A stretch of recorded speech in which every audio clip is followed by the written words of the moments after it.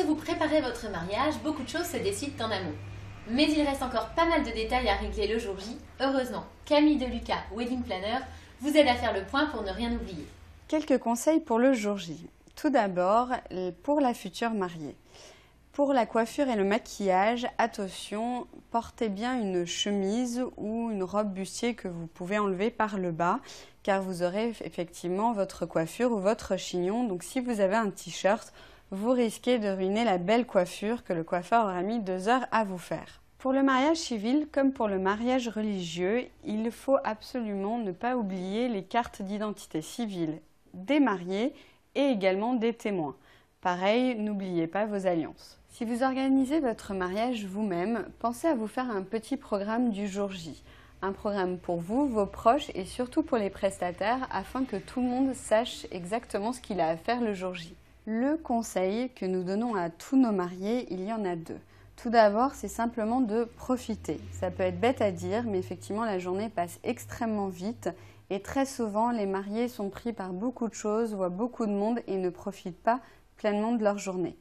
Enfin, le deuxième conseil qui contribue à profiter pleinement de sa journée, c'est de se prendre 5 minutes avec son nouveau mari ou avec sa nouvelle femme, de s'éloigner un petit peu, de se retrouver à 2 et de bien réaliser que c'est le jour de votre mariage. Le jour J, il faut apprendre à déléguer, surtout pour la décoration. Vous avez passé 1 an à faire une décoration dans les moindres détails, mais le jour J, vous n'aurez clairement pas le temps de l'installer.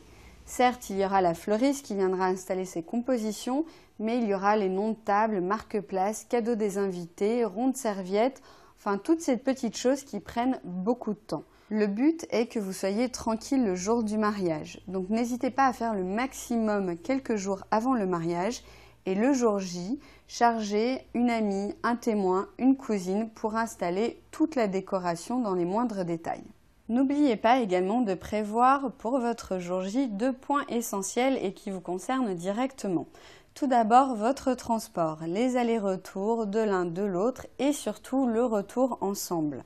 Qui vous reconduira, dans quelle voiture, tout cela est très important pour ne pas vous retrouver à 5 heures du matin sans personne pour vous raccompagner à votre hôtel. Le deuxième point très important est de demander à une personne d'aller récupérer les clés de votre chambre si vous logez le soir du mariage à l'hôtel. Effectivement, à 6 ou 7 heures du matin, il n'y aura pas forcément quelqu'un à la réception pour vous donner votre clé. Si vous avez rédigé des vœux, surtout pour ne pas les oublier, confiez-les à une personne ou faites des photocopies et confiez-les aux témoins afin qu'ils vous les donnent au moment propice. Pour rester la plus belle toute la soirée, n'hésitez pas à confier à une de vos témoins un petit vanity case avec tout le maquillage nécessaire pour vous faire une retouche lors de la soirée.